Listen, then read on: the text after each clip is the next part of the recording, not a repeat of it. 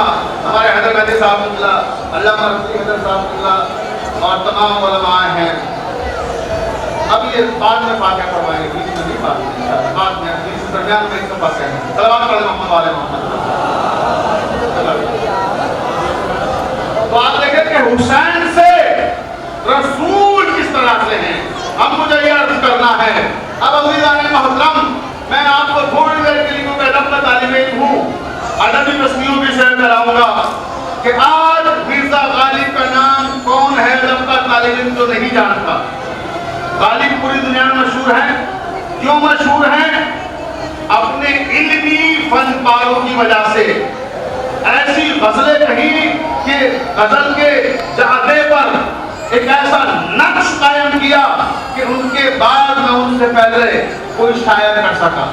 تو اپنی منفرد منہاج اور منفرد مزاج کی وجہ سے غالب اردو ادب میں غالب ہیں.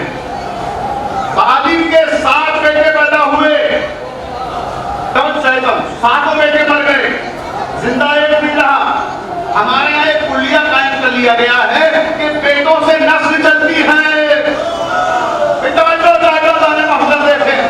بیٹے نام زندہ رکھتے ہیں بعد میں. تو غالب نے باطل کر دیا اس کلیے کو کہ 7 بیٹے کے 7 مر گئے، بیٹے مر گئے، غالب زندہ ہے. نام زندہ بیٹوں سے نہیں، علم سے رہتا ہے. نام زندہ فن سے رہتا ہے. نام زندہ ٹیلنٹ سے رہتا ہے. پوری توجہ چاہتا ہوں جہاں جہاں تک بھی میری آواز جا رہی ہے کہ غالب کے 7 بیٹے مر گئے مگر نام غالب کا آج بھی زندہ ہے. شیخ محمد ابراہیم ذوق غالب کے ہمسر تھے، کہتے ہیں کہ رہتا قلم سے نام قیامت تلک ہے ذوق. رہتا قلم سے نام قیامت تلک ہے ذوق. اولاد سے تو بس یہی 2 پشت 4 پشت. توجہ ہے نا؟ اولاد سے تو بس یہی 2 پشت 4 پشت. اس کے بعد پھر نام مٹنے لگتا ہے، ختم ہونے لگتا ہے. تو عزیزان محترم، نام کس سے زندہ رہتا ہے؟ فن پارے سے. آج میر امیر صلی اللہ مقامہ کو ساری دنیا جانتی ہے. کیوں جانتی ہے؟ ان کی اولاد کی وجہ سے نہیں، ان کے مرثیوں کی وجہ سے. کام محرم آتا ہے فوراً مرثیے، کبھی انیس کے مرثیے، کبھی نبی کے مرثیے. تو نبی زندہ ہے تو اپنے مرثیوں کی وجہ سے، انیس زندہ ہے تو اپنے مرثیوں کی وجہ سے. اب آئیے تھوڑا اور آگے بڑھیں. امراؤ القیس عربی زبان کا شاعر، اگر آپ زندہ ہے تو کیوں زندہ ہے؟ اپنی عربی شاعری کی وجہ سے. اگر متنبی زندہ ہے تو کیوں زندہ ہے؟ اپنی عربی شاعری کی وجہ سے. ابو القاسم فردوسی زندہ ہے تو کیوں زندہ ہے؟ شاہ نامے کی وجہ سے. حافظ زندہ ہے تو کیوں زندہ ہے؟ اپنی غزلوں کی وجہ سے. ذوق زندہ ہے تو کیوں زندہ ہے؟ اپنے قصیدوں کی وجہ سے. کبیرہ زندہ ہے تو کیوں زندہ ہے؟ اپنے دوہوں کی وجہ سے زندہ ہے. شیکسپیئر زندہ ہے تو کیوں زندہ ہے؟ اپنے ڈراموں کی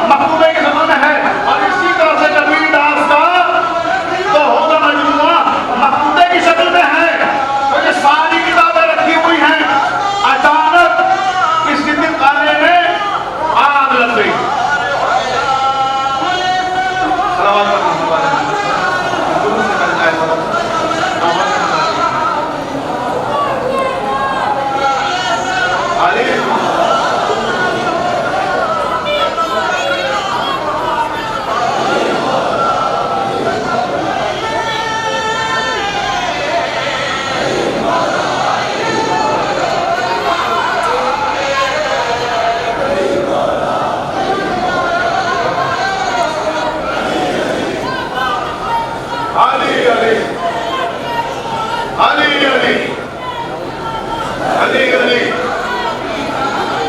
علی علی علی علی علی علی علی علی علی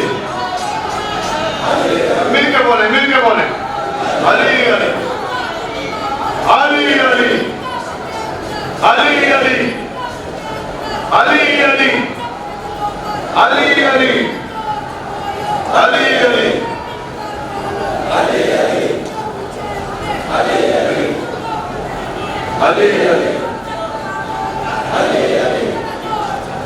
علی علی علی علی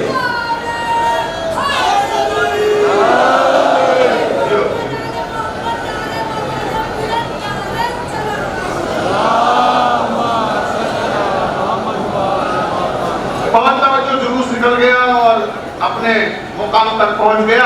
آپ حضرت توجہ ہر جائے گا. میں کر رہا تھا کہ ان سارے فنکاروں کا جن کا میں نے ذکر کیا ہے, ان کے اصل مجموعے ابھی چھپے نہیں ہیں, شائع نہیں ہوئے ہیں. ایک کتاب گھر میں کتب خانے میں رکھے ہوئے ہیں. اچانک کتب خانے میں آگ لگ گئی. اب جو آگ لگی تو سارے شہر کے لوگ جمع ہو گئے کہ علمی اثاثہ جل رہا ہے, کتب خانہ جل رہا ہے, اور کفے افسوس من رہے ہیں سامنے کھڑے ہو کر کے ہائے کیا علم کا خزانہ ہے جو جل رہا ہے. اور کوئی اس آگ کو بجھانے کی کوشش نہ کرے تو کیا یہ کتابیں بچ جائیں گی؟ میں توجہ چاہ رہا ہوں بھائی, آپ کے افسوس کرنے سے یہ خزانہ بچ جائے گا؟ نہیں بچے گا نا. تو ایک زیادہ اپنی جان کی بازی لگا کر اس جلتی ہوئی آگ میں گھس گیا. وَأَنَا مِنَ الْحُسَيْنِ سمجھا رہا ہوں, یاد رکھیے گا. وہ زیادہ اندر گھسا اور اس نے دیکھا حافظ کا دیوان سنبھالا, انیس کے مرثیے سنبھالے, شکسپیئر کا ڈرامہ سنبھالا, غالب کی غزلیں سنبھالی. بھائی سمجھو ہے نا, سارے فنکاروں کے اثاثے کو سمیٹا اور سمیٹ کر جلتی آگ سے باہر لے کر آ گیا. اس نے ساری کتابوں کو بچا لیا. یہ ساری کتابیں کیسی ہیں؟ غیر مطبوعہ, نان پبلشڈ ورک, ابھی شائع نہیں ہوا ہے, ابھی چھپا نہیں ہے, اصلی مخطوطے تھے. اب اس نے وہ بچا لیے. اب انصاف سے بتائیے, آخری آدمی تک جہاں جہاں تک میری آواز جا رہی ہے, پورے ہندوستان سے آئے ہیں مولا کے عزادار, سب سے سوال کرتا ہوں انصاف سے بتائیے مجھے کہ اب غالب اپنے دیوان کی وجہ سے زندہ ہیں یا اس نوجوان کی وجہ سے جس نے غالب کا دیوان جلنے سے بچا لیا؟ شیکسپیئر اپنے ڈراموں کی وجہ سے زندہ ہیں یا اس نوجوان کی وجہ سے جس نے ان کے دیوان کو جلنے سے, ڈراموں کو ان کے جلنے سے بچا لیا؟ انیس کس کی وجہ سے زندہ ہیں؟ اس نوجوان کی وجہ سے جس نے ان کے مرثیوں کو جلنے سے بچا لیا. کبیر داس کس کی وجہ سے زندہ ہیں؟ اس نوجوان کی وجہ سے جس نے ان کے دوہوں کو جلنے سے بچا لیا. فردوسی کس کی وجہ سے زندہ ہیں؟ جس نے ان کے شاہنامے کو جلنے سے بچا لیا. حافظ کس لیے زندہ ہیں؟ جس نے نوجوان نے ان کی غزلوں کو جلنے سے بچا لیا, اس کی وجہ سے. توجہ ہے نا. تو یہ سارے کے سارے فنکار کس کی وجہ سے زندہ ہیں؟ اس نوجوان کی وجہ سے جس نے ان کے اصل مخطوطوں کو جلنے سے بچایا, پبلش کرا کے لوگوں تک پہنچایا کہ لوگ جان پائے کہ حافظ کون ہے, فردوسی کون ہے, انیس کون ہے, ملٹن کون ہے, شیکسپیئر کون ہے. عزیزان محترم, یہی مسئلہ تھا. 10ویں محرم تھی, سن 60 ہجری, کربلا کا میدان, یزیدیت کی جلتی ہوئی آگ, یزیدیت کی جلتی ہوئی آگ. اور اس آگ میں کتب خانہ اسلامی جس میں آدم کی نبوت بھی تھی, جس میں نوح کی نبوت بھی تھی, ابراہیم کی نبوت بھی تھی, اسماعیل کی نبوت بھی تھی, اسحاق کی نبوت بھی تھی, شموئیل کی نبوت بھی تھی, مصطفیٰ کی نبوت بھی تھی.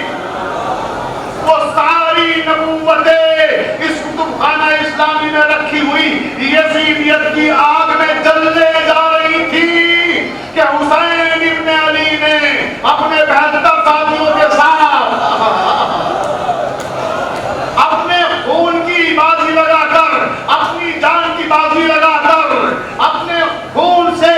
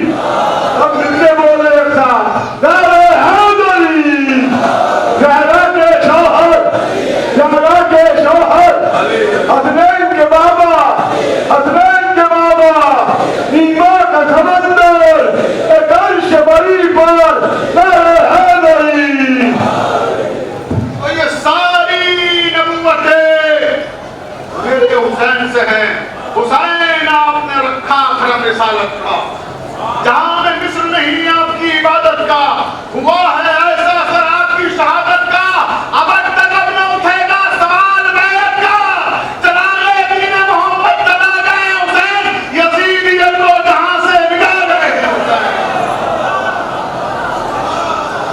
کبھی تو نوح کی کشتی کے نا خدا ہے حسین، دل رسول ہے اسلام کی بقا ہے حسین، یزیدیت کے لیے موت کی سزا ہے حسین، بقالے سجدہ پیغمبر خدا ہے حسین۔ حسین کیا ہے کہ ہم جیسا کوئی کیا جانے، حسین کو تم نبی جانے یا خدا جانے۔ صلوات والے محمد والے محمد۔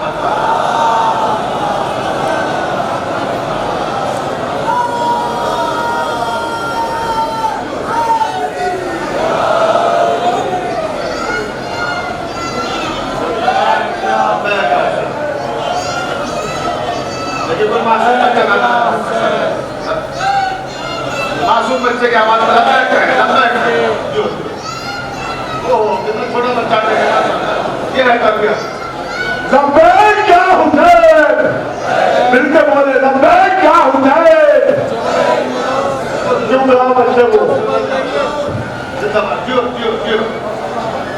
دیکھیے چھوٹا سا بچہ نعرے لگا رہا تھا، آپ نے دیکھا کہ سامنے بچہ آؤ بیٹا یہاں سے لگاؤ، پھر میں تمہارے بارے میں بولوں گا، جیو جیو، یہ دیکھیں ماں کی تربیت بولتی ہے یہ۔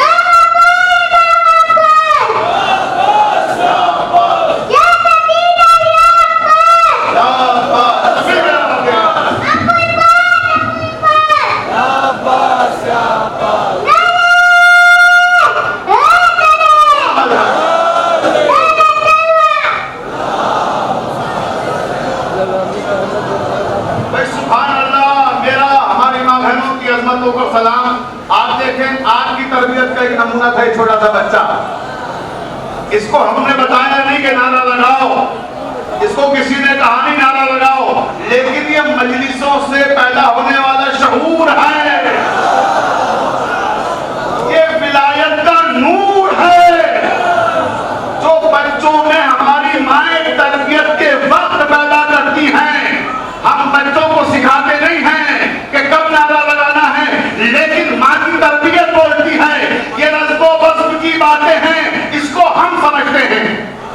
دیکھیے چھوٹے بچے نے نعرہ لگایا نا، اس بچے کی نظر کر رہا ہوں، اس کی ماں کی عظمت پہ سلام، اس کے باپ پہ ہزاروں سلام، توجہ چاہتا ہوں، یہ شعر اس کی نظر کر رہا ہوں، یہ نظم و بسم کی باتیں ہیں، اس کو ہم سمجھتے ہیں۔ آخری آدمی تک دوسرا مصرع آپ کو سنبھالنا ہے، یہ نظم و بسم کی باتیں ہیں، اس کو ہم سمجھتے ہیں۔ کہاں نعتِ نبی پڑھیے، کہاں نعتِ علی پڑھیے۔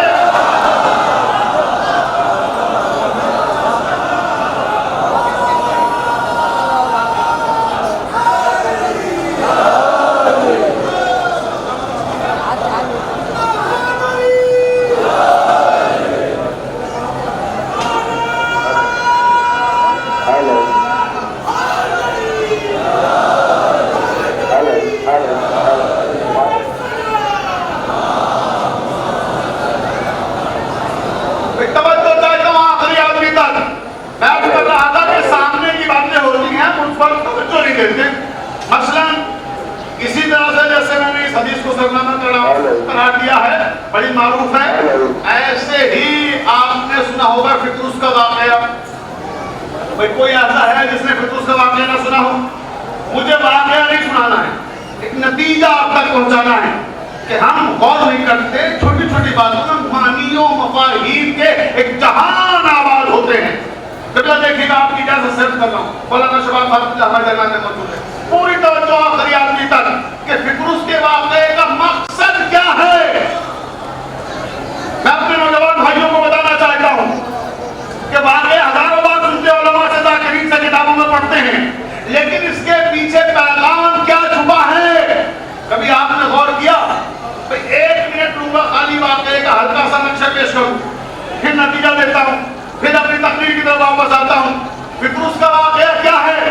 تاریخوں میں یہی تو لکھا ہے نا کہ جب امام حسین کی ولادت ہوئی، سید الانبیاء محمد مصطفیٰ کی خدمت میں مبارکباد دینے کے لیے سید الملائکہ آسمان سے 1,00,000 فرشتوں کا لشکر لے کر آئے مبارکباد دینے کے لیے. کتنا لشکر؟ 1,00,000 فرشتوں کا لشکر.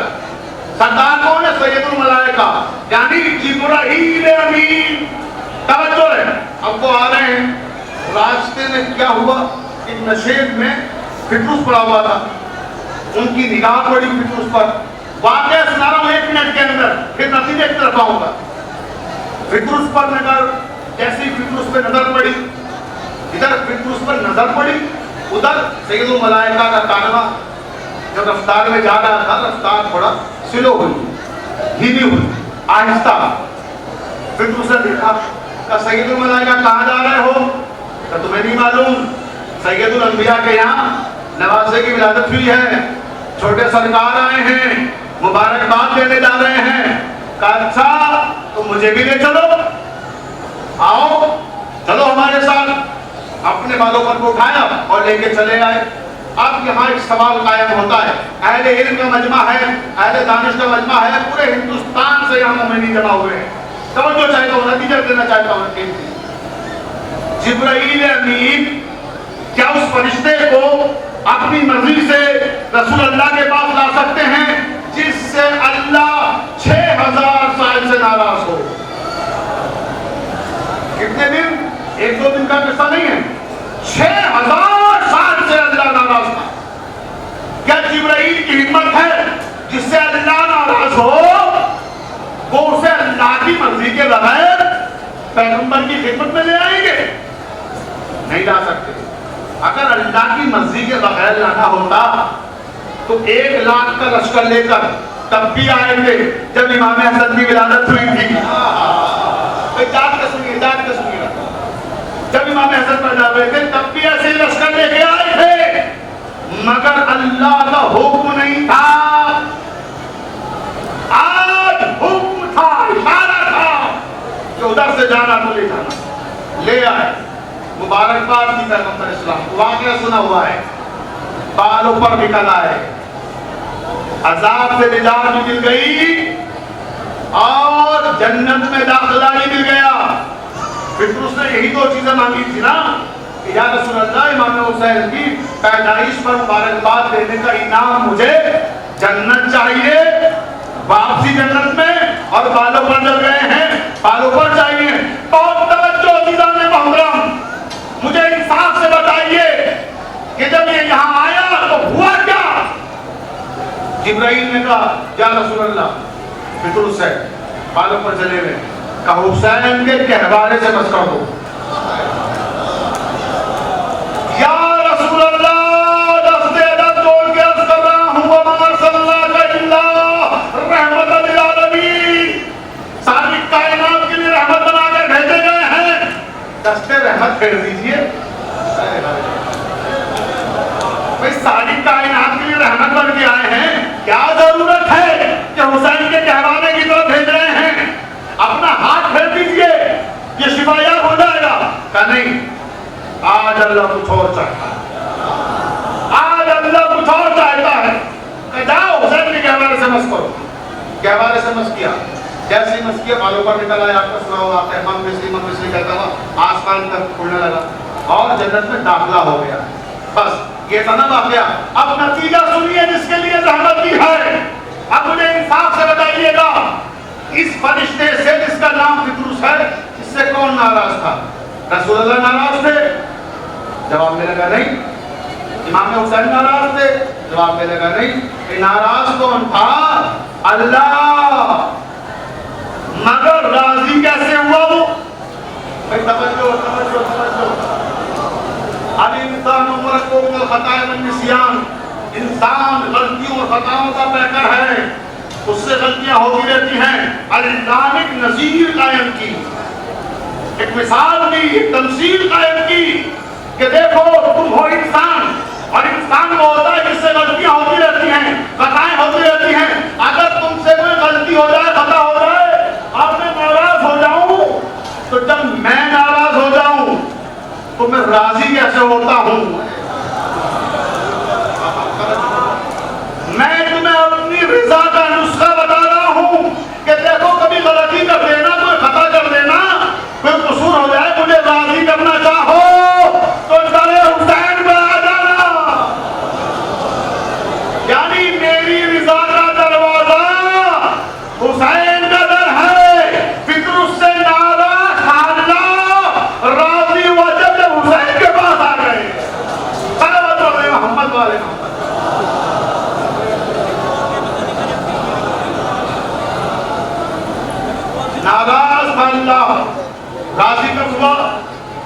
سارے حسین پہ آ گئے. ایسے کوئی خطا ہو جائے, کوئی غلطی ہو جائے, دروازے کھلے ہوئے کہ جاؤ یہاں جا کے معافی مانگو, اللہ راضی ہو جائے گا. اب توجہ عزیزان محترم اس مرحلے پر بھی بہت توجہ چاہیے اپنے تمام سننے والوں کی کہ تاریخ میں آپ نے پڑھا ہوگا کہ حضرت ابراہیم, حضرت نوح, حضرت اسحاق, حضرت موسیٰ, یہ سب اللہ کے انبیاء میں ہیں, نبیوں میں سے ہیں. ان کا ذکر قرآن مختلف مقام پہ آیا. انہی نبیوں میں نبی ہے نوح. جناب نوح کے بارے میں ہے کہ وہ جب تبلیغ کے لیے نکلتے تھے تو قوم ان پر پتھر مارتے, زخمی ہو جایا کرتے تھے اور بہت بری طرح زخمی ہو جایا کرتے تھے. جب وہ زخمی ہو جاتے پھر کیا ہوتا تھا, توجہ چاہتا ہوں. دیکھیے اندازہ لگائیے کہ فردوس جو ہے یہ کوئی معمولی فرشتہ نہیں ہے جو در حسین پر آیا ہے. اب اس کا احساس کر رہا ہوں کہ یہ ہے کون جو در حسین پر آیا تھا. پوری توجہ جانے محترم, تو علماء نے لکھا جب نوح زخمی ہوتے تھے تو ان کے زخموں پر ایک فرشتہ آتا تھا جو اپنے کافوری پر رکھ دیتا تھا, اور جیسے ہی وہ کافوری پر ان کے زخموں پہ رکھتا زخم منتقل ہو جاتے, وہ شفا یاب ہو جاتے, صحت مند ہو جاتے اور پھر تبلیغ کے لیے نکل جاتے. تو علماء نے لکھا کہ یہ فرشتہ کون تھا جو نوح کے زخموں پر آ کے اپنے پر رکھتا تھا اور نوح شفا یاب ہو جاتے تھے. وہ فرشتہ تھا فردوس. ابھی جان کے سنیے گا, جملہ دینے جا رہا ہوں. فردوس وہ فرشتہ ہے جو انبیاء میں شفا بانٹتا ہے, جو انبیاء میں شفا بانٹے. جب وہ محتاج شفا ہو تو در حسین پہ آتا.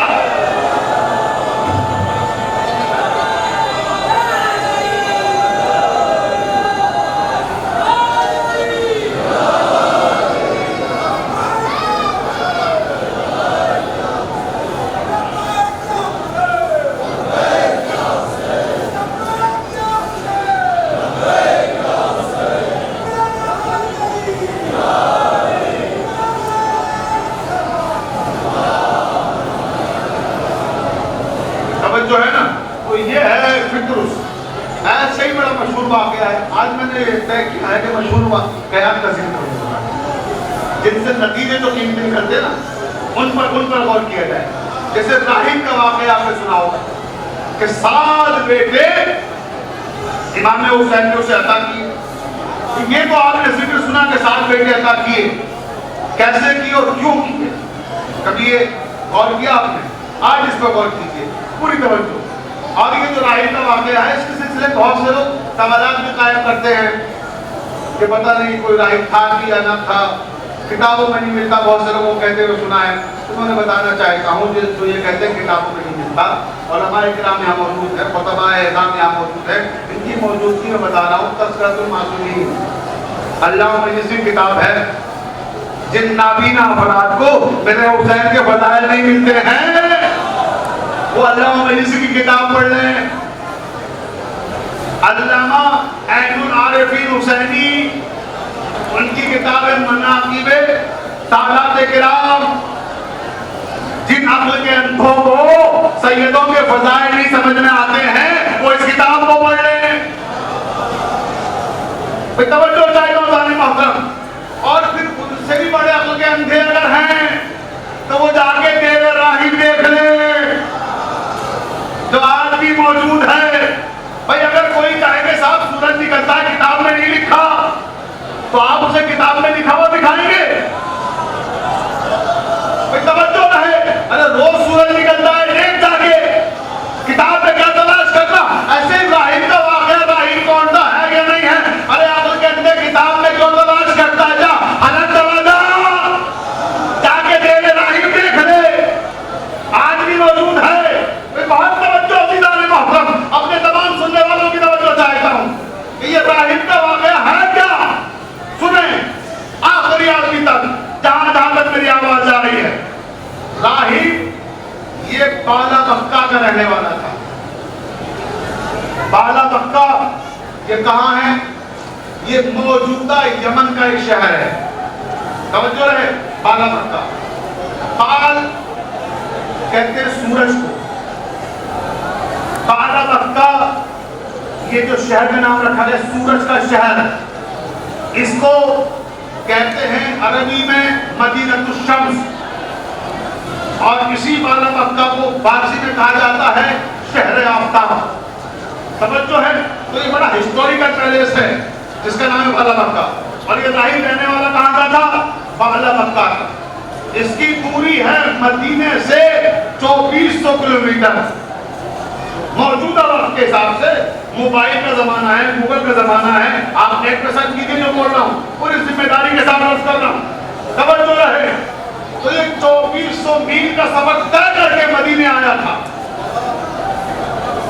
لوگ کہتے ہیں کہ صاحب واقعہ نہیں ملتا، سنو واقعہ پورے تمام در پس منظر کے ساتھ عرض کر رہا ہوں. اور یہ جو راہب ہے اس کی تاریخ اور تفصیلی ہے، وہ موقع نہیں کہ میں تفصیل میں جاؤں گا، میرے وقت میں گنجائش نہیں ہے.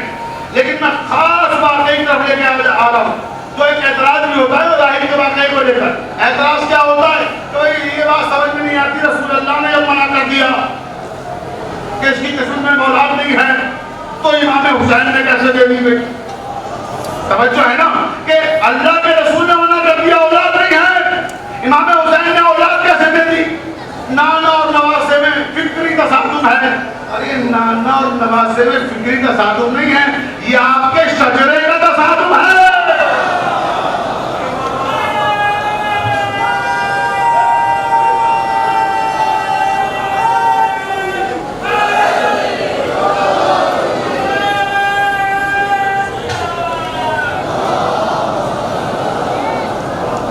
واقعہ سنے کیا ہے کہ کیوں اولاد پیغمبر نے نہیں دی اور کیوں اولاد حسین نے دی.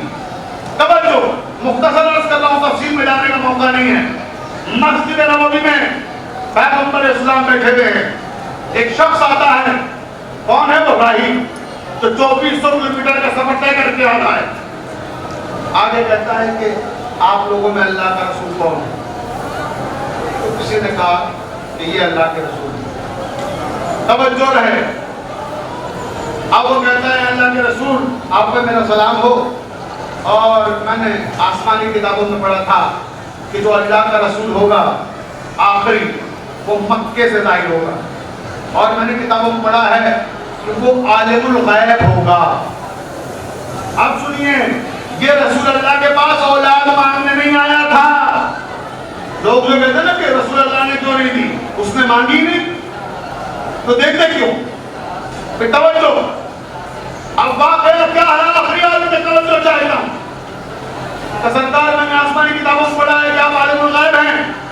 اللہ کے رسول نے یقیناً میں عالم الغیب ہوں. سرکار کچھ سوال ہے میرے. پوچھ کیا سوال ہے میرے؟ وہ آسمانی کتابوں سے سوال لکھ کے لایا تھا. بہت پڑھا لکھا آدمی تھا، بہت قابل تھا. میں نے کہا کسی موقع پر اس کو بہت تفصیلی داستان ہے اس کی، پوری توجہ. تو اس نے کہا آسمانی کتابوں سے سوال لے کے آئے تو پوچھو. پوچھتا گیا، پیغمبر جواب دیتے رہے. اسے سوال کیا، جواب، سوال جواب، سوال جواب، سارے جواب ختم ہو گئے. تو کہنے لگے یقیناً آپ اللہ کے رسول ہیں، یقیناً آپ غیب کے عالم ہیں. یہ دو جملے کہے، اللہ کے رسول ہیں، غیب کے عالم ہیں. یہ کہہ کر کھڑا ہوا، جانے لگا. چند قدم چلا، واپس آیا. واپس آ کے کہتا اللہ کے رسول اگر آپ کی اجازت ہو تو ایک ذاتی سوال بھی کر لوں. توجہ رہے، ایک ذاتی سوال بھی کر لوں. تو اللہ کے رسول کا یقیناً آپ ذاتی سوال بھی کریں. کیا سوال کرنا ہے؟ کہنے لگے یا رسول اللہ میری شادی کو تقریباً 15 سال سے زیادہ ہو چکے ہیں، لیکن میرے آنگن میں اولاد کا ثمر نہیں ہے. میری زندگی کے شجر پر اولاد کا ثمر نہیں ہے. میرے آنگن میں چراغ اولاد روشن نہیں ہے. تو کیا کہنا چاہتے ہو؟ میں جاننا چاہتا ہوں کہ میری قسمت کا اولاد ہے یا نہیں. بہت توجہ میرے لفظوں پہ دھیان دیجیے گا. یہ نہیں کہ مانگ رہا ہوں آپ سے مجھے اولاد دے دیجیے، نہیں، جاننا چاہتا ہوں کہ میری قسمت میں اولاد ہے یا نہیں ہے. تو اب سنیں، بہت توجہ چاہ کے سنیں گے کہ آخری آدمی تک توجہ چاہتا ہوں. پیغمبر اسلام اس کے سوال کے ختم ہونے سے پہلے جواب دے دیتے تھے، مگر اس وقت سوال کا جواب فوراً نہیں دیا. نہیں دیا تو پھر کیا ہوا؟ اب سنیں کیا ہوا. پیغمبر اسلام نے آسمان کی طرف طرف دیکھا. آسمان کی طرف دیکھنے کے بعد جیسے کوئی کتاب کا پڑھنے والا کتاب کے اوراق کو الٹتا ہے، ایسے اوراق کو الٹا، اور جیسے کوئی کتاب کا پڑھنے والا کسی ورق پہ جا کے ٹھہر جائے، پیغمبر ٹھہر جائے ورق پہ جا کے، اس کے بعد کہتے ہیں کہ تیری قسمت میں اولاد نہیں ہے، تیری قسمت میں اولاد نہیں ہے. ایک دم سے مایوس ہوا، کہا یا رسول اللہ میری قسمت میں اولاد نہیں ہے. آپ دیکھتے ہیں کبھی کبھی آپ کو سوال کرتے ہیں کہ سامنے والے سے جب وہاں نگیٹو جواب ملتا ہے، پوزیٹو جواب نہیں ملتا، آپ دوبارہ کہتے ہیں اس سے، تو ویسے دوبارہ سوال ہو رہا ہے کہ اچھا میری قسمت میں اولاد نہیں ہے. تو پیغمبر نے پھر ویسے ہی دیکھا، پھر ویسے ہی عبارت پڑھی، پھر ویسے ہی کہا کہ تیری قسمت میں اولاد نہیں ہے. پھر اس کے بعد سے تیسری بار میں سوال کر رہا ہے، یا رسول اللہ اس کا مطلب میری قسمت میں اولاد نہیں ہے. پیغمبر نے کہا یقیناً تیری قسمت میں اولاد نہیں ہے. توجہ رہے، پیغمبر نے کہہ دیا کہ جو میں دیکھ رہا ہوں تیری قسمت میں اولاد نہیں. جب پیغمبر کیا دیکھ رہے تھے؟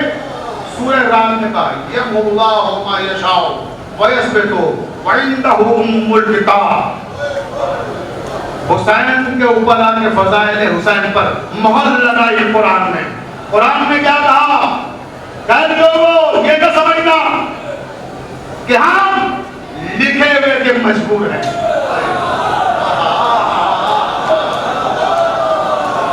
تو کتاب میں سنی تھا آخری آدمی تک کہ ہم لکھے ہوئے کے مجبور نہیں ہیں. ہم جسے چاہتے ہیں اپنی مشیت سے بدل دیتے ہیں. بھائی لفظ یاد رکھیے گا قرآن کے، کس سے؟ مشیت سے بدل دیتے ہیں. تو پیغمبر جو آسمان پہ دیکھتے تھے کیا کرتے تھے؟ لوہے محفوظ کی عبارت کرتے تھے، کیونکہ اللہ کہہ رہا ہے میں نے سب کچھ قرآن مجید میں لوہے محفوظ میں قیامت تک کے حالات لکھ دیے ہیں. تو لوہے محفوظ میں قیامت تک کے حالات دیکھ کر اس کی زندگی کا برنامہ دیکھا اور بتا دیا اولاد تیری قسمت میں نہیں ہے. اب وہ کتاب کہتی ہے کہ یہ شخص روتا ہوا آنکھوں میں آنسو لیے ہوئے پیغمبر کی بارگاہ سے نکلا. کیوں رویا؟ کیونکہ پیغمبر نے کہہ دیا اولاد نہیں ہے تو پھر نہیں ہے. بھائی توجہ ہے نا، اگر پیغمبر نے کہہ دیا نہیں عالم الغیب ہے تو پھر نہیں. مایوس ہو گیا، رونے لگا، روتا ہوا باہر نکلا مسجد سے. اب روایت کہتی ہے دیکھیے بچہ بڑے موقع سے آیا، بیٹھو بیٹا کوئی بات نہیں، بچوں کو آگے بٹھائے کیجیے کیونکہ امام حسین کے بچپن کا ذکر کر رہا ہوں. کوئی توجہ رہے، دیکھیے نا چھوٹے چھوٹے بچے جیو جیو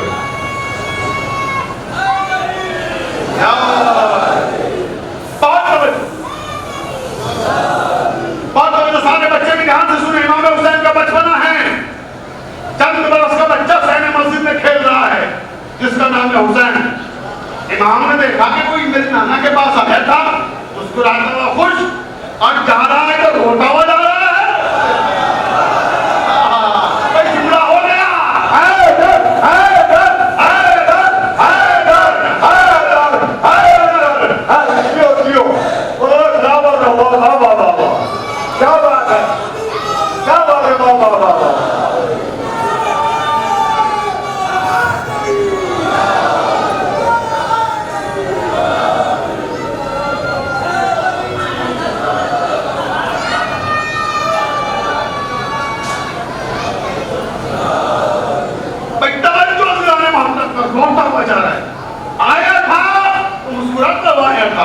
اور جا رہا ہے تو روتا ہوا.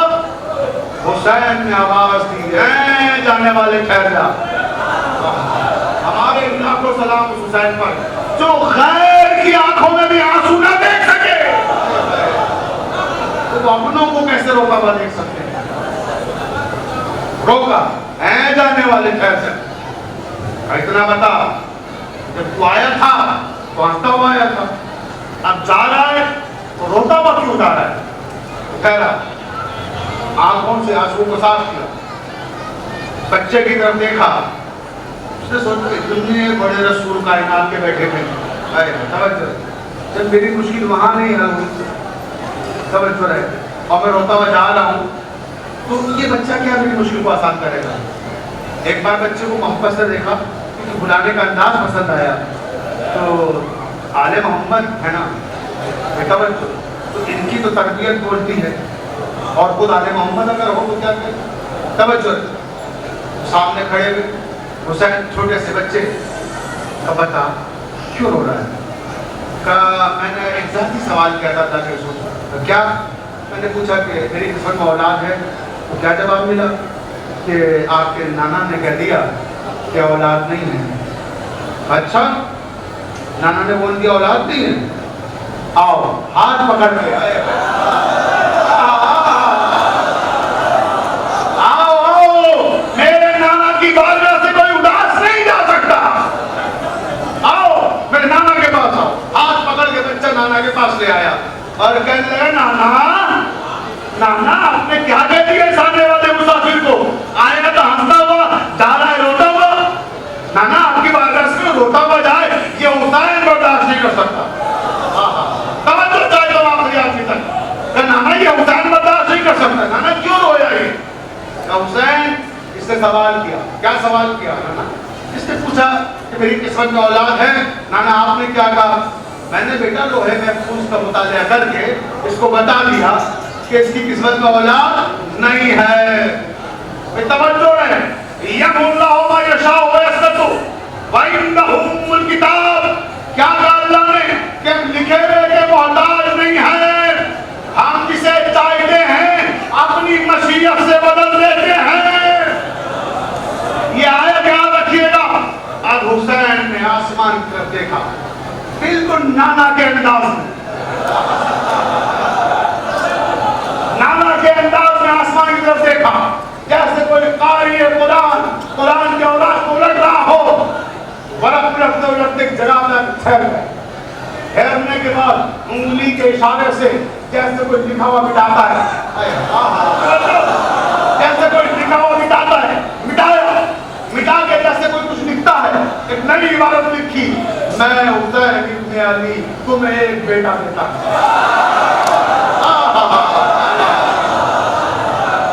توجہ، میں حسین ابن علی تمہیں ایک بیٹا دیتا ہوں۔ پھر اسی انداز میں لکھا 100 بیٹے عطا کرتا ہوں، پھر لکھا 3 بیٹے عطا کرتا ہوں، پھر لکھا 4 بیٹے عطا کرتا ہوں، پھر لکھا 5 بیٹے عطا کرتا ہوں، پھر لکھا 6 بیٹے عطا کرتا ہوں، پھر لکھا 7 بیٹے عطا کرتا ہوں۔ راہیل نے کہا آج تو میرے قدم جوش میں ہیں، کہ فضل رسول و سہدہ یہ کافی ہیں۔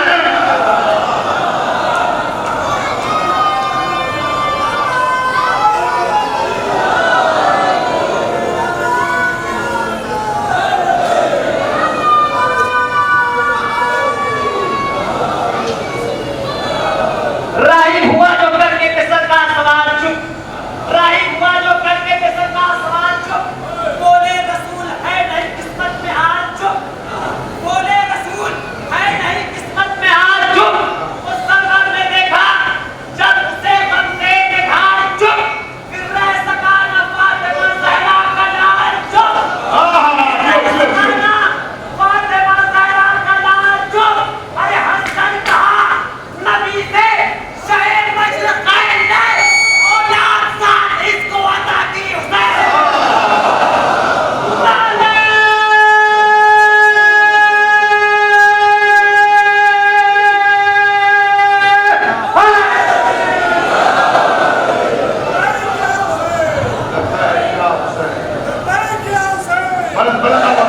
سب مل کے میں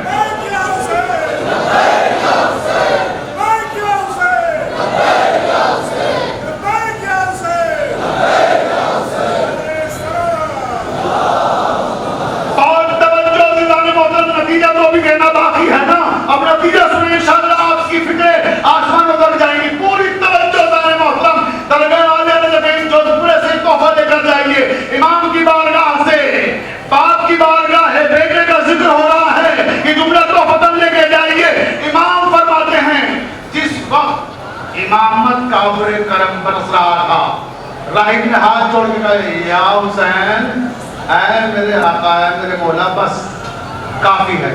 امام فرماتے راہب اگر آج تو بس نہ کہتا، توجہ رہے، خدا کی قسم ایک طرف اولاد آدم ہوتی، دوسری طرف تیری اولاد۔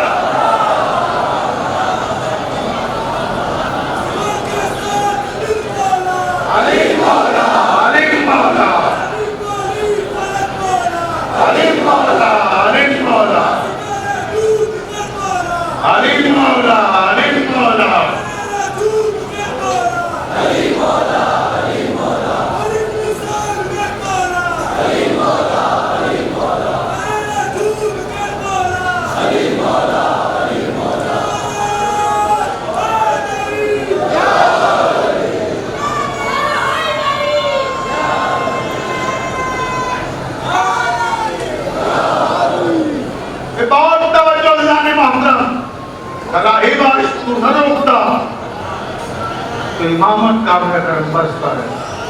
توجہ. اب عزیزان محترم اس کا جواب بھی سن لیجیے. جو یہ کہتے ہیں کہ صاحب نانا نے نہیں دیے نواسے نے دے دیے, تو نانا اور نواسے میں گویا فکری تصادم ہے. نانا نہیں مناسب سمجھ رہے تھے, نواسے نے مناسب سمجھ لیا, گویا نانا نے نہیں دی نواسے نے دے دی. نہیں, ایسا نہیں ہے. توجہ ہے. پہلے تو اس غلط فہمی کو دور کر دوں. دوسری بات یہ ہے کہ امام نے اس موقع پہ خاص جملہ ارشاد فرمایا. کیا کہا؟ نحنو مشیت اللہ. توجہ چاروں جملہ میں پہنچ گیا تو آپ نے محسوس کیا کہ کتنا قیمتی جملہ امام کا. قرآن کیا کہہ رہا ہے کہ اللہ اپنے لکھے ہوئے کا پابند نہیں ہے. وہ جب چاہتا ہے جسے چاہتا ہے اپنی مشیت سے بدل دیتا ہے. کس سے؟ مشیت سے. امام حسین نے فرمایا نحنو مشیت اللہ. اللہ کی وہ مشیت ہم ہیں.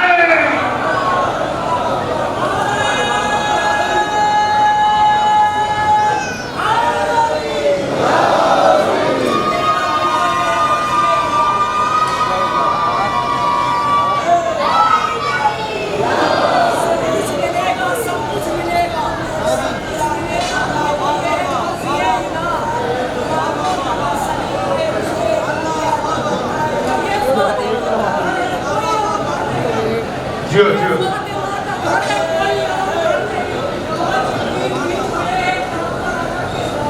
واہ.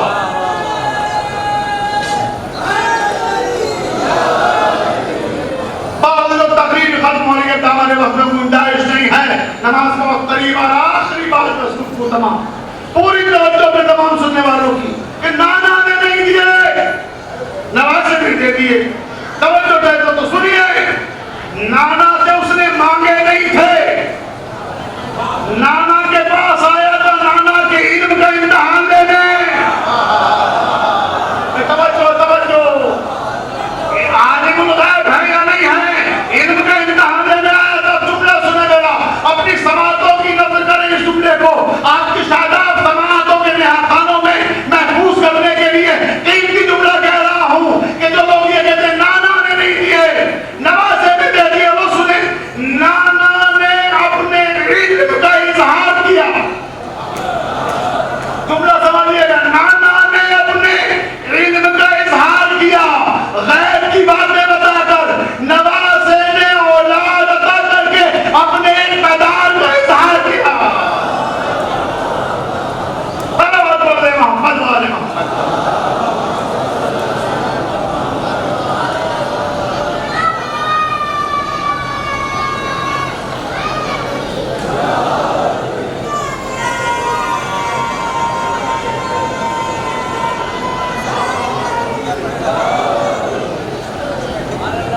بھائی توجہ عزیزان محترم. بس آخری بات گفتگو تمام. بات مشغول چیزوں کی ہو رہی تھی اور امام حسین کے تعلق سے ہو رہی تھی. ابھی کچھ دن کے بعد ایام اعزا بھی آ رہے ہیں, اور جب ایام اعزا آتے ہیں تو تعزیے پہ سب سے پہلا آبجیکشن اعتراض ہوتا ہے کہ صاحب تعزیہ بنانا بدعت ہے, تعزیہ بنانا بدعت ہے. جو دشمنان اعزا ہیں وہ کیا پروپیگنڈا کرتے ہیں کہ تعزیہ بدعت ہے, تعزیہ بدعت ہے, تعزیہ بدعت ہے. جب بدعت ہے تو اٹھانا بھی گویا بدعت ہو گیا, بنانا بدعت تو اٹھانا بھی بدعت. توجہ چاہے گا یہی وہ کہتے ہیں. اب میں ان لوگوں سے کہنا چاہتا ہوں تعزیے کو بدعت کہنے والوں, تمہیں اسلام کی تاریخ نہیں معلوم. اگر تمہیں اسلام کی تاریخ معلوم ہوتی تو اے مفتیان بے توفیق, حسب بے ادب, نسب بے سبب, تو غائب انتشاب, تم کیا جانو اسلام کیا ہے, اسلام کی تاریخ کیا ہے. توجہ عزیزان محترم سنیا کہ تعزیے کو بدعت کہنے والوں کو جواب دے رہا ہوں. بس امام حسین کے ڈیفینس میں گفتگو ہو رہی ہے کہ تعزیہ بدعت. کیوں بدعت؟ کیونکہ تعزیہ بدعت کیوں شبیہ بنانا بدعت ہے. مفتی کہتے ہیں تعزیہ کیوں بدعت ہے؟ کیونکہ شبیہ بنانا بدعت ہے. اچھا یہ سچ ہے کہ تعزیہ ہے تو شبیہ, اس سے انکار نہیں کر سکتے. تعزیہ کیا ہے اپنے بچوں کے لیے عرض کر دوں, امام حسین کی زری جو کربلا مولا میں ہے اس کی شبیہ ہے تعزیہ. جو مولا کے ظاہر وہاں تک نہیں پہنچ پاتے ہیں کربلا تک, وہ تعزیے کے سامنے اپنی دعائیں مانگتے ہیں. تو کہتے ہیں صاحب تعزیے کے سامنے دعائیں مانگنا بھی بدعت, بس ان دو باتوں کو اپنی گفتگو کو حصہ بنا کر بات تمام کر رہا ہوں. اب وقت میں بالکل بھی گنجائش نہیں ہے, لیکن جان کے سنیے گا, بہت قیمتی بات ہے. کیا تعزیہ شبی ہے؟ شبی بنانا بدعت ہے.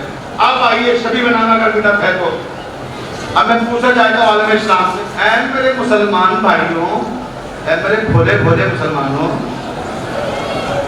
تاریخ سے ناواقف ناآشنا مسلمانوں, ذرا یہ بتاؤ یہ جو مسجد ہے جس میں نماز پڑھتے ہو یہ کیا ہے؟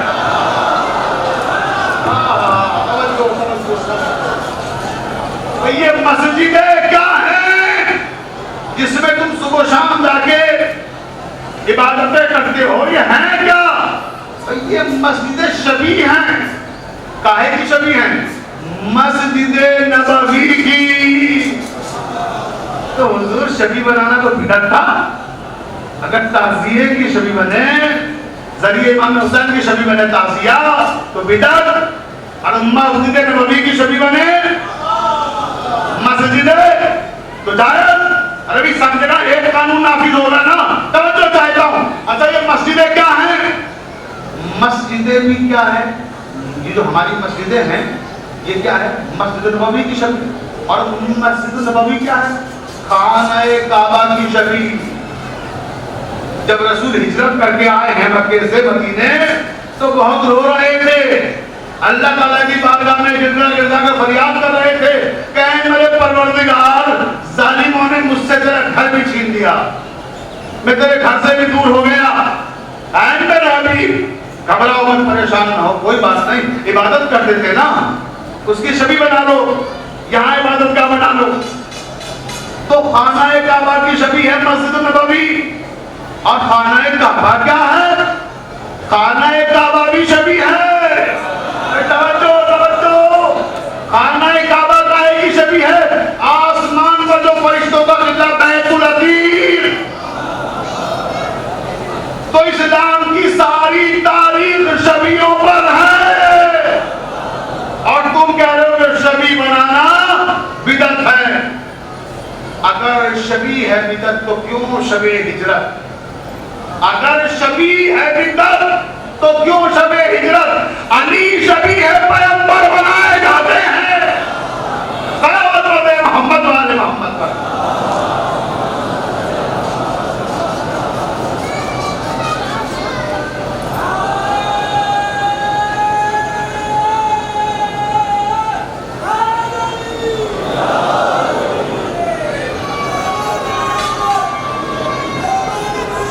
علی علی علی علی علی علی علی علی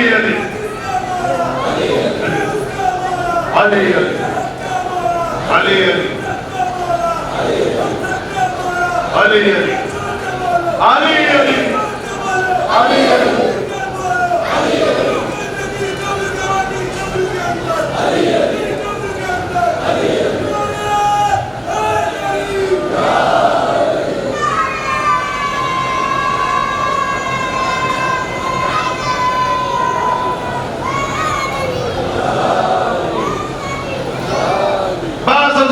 گفتگو تمام کی.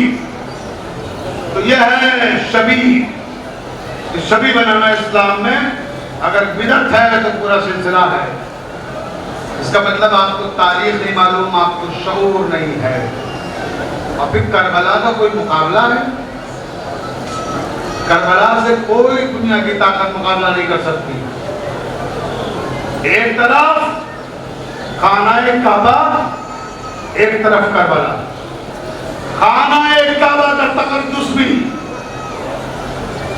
برقرار اور کربلا کی عظمت بھی برقرار. مگر ہے مسلمانوں, فرق سمجھ لو.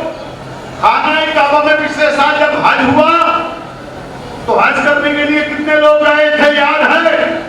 فقط 25 لاکھ لوگ, یعنی 73 فرقوں کے مسلمان جب مکے میں جمع ہوئے کعبے میں تو 25 لاکھ تھے. اور امام حسین کے 40 میں کربلا میں فقط ایک فرقے کے لوگ تھے, 5 کروڑ تھے. لہو میں ڈر ہے مگر مسکرائے جاتے ہیں. لہو میں ڈر ہے مگر مسکرائے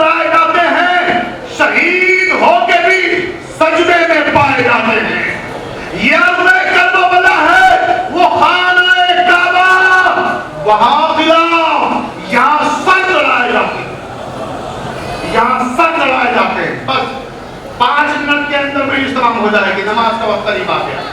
एक छोटी सी रिवायत, इससे ज्यादा का वक्त नहीं है। मुतवक्किल का जमाना है, अब्बासी बादशाह है, करबला की ज़ियारत पे पाबंदी लगा रखी है, अपने वजीरों को बुलाता है, मुसाहिरीन को बुलाता है और कहता है खबरदार कोई करबला की ज़ियारत के लिए न जा पाए। काहे मुतवक्किल, तुम करबला की ज़ियारत को न रोक पाओगे, तुमसे पहले कितनी कोशिशें हुई, कोई नहीं रोक पाया था। नहीं, हम रोकेंगे, टैक्स इतना लगा दो कि लोग अदा न कर पाए। ऐलान कर दिया बादशाह ने, इतना टैक्स लगा दो कि लोग अदा न कर पाए, करबला न जाने पाए। टैक्स लगा दिया गया, ऐलान कर दिया गया, आज जिसे करबला जाना हो कल बादशाह के महल के सामने आ जाए। बादशाह के महल के सामने मैदान में जब सुबह 10 बजे महल का दरवाजा खुला तो क्या देखा कि मैदान में कहीं दिल रखने की जगह नहीं। देखे मेरे हुसैन का मकसद, बस उसको तमाम इंशाअल्लाह बरकत होते हुए जाएंगे। सामने मजमा, दरवाजे पे सबसे आगे बूढ़ी औरत खड़ी हुई। जैसे दरवाजा खुला, तुम ज़ियारत को जाओगी इमाम हुसैन, तो बहुत गरीब लग रही हो, और उससे क्या होता है, जनाब अमीर की मानने वाली हूँ, मुझे मिला अपने बादशाह से।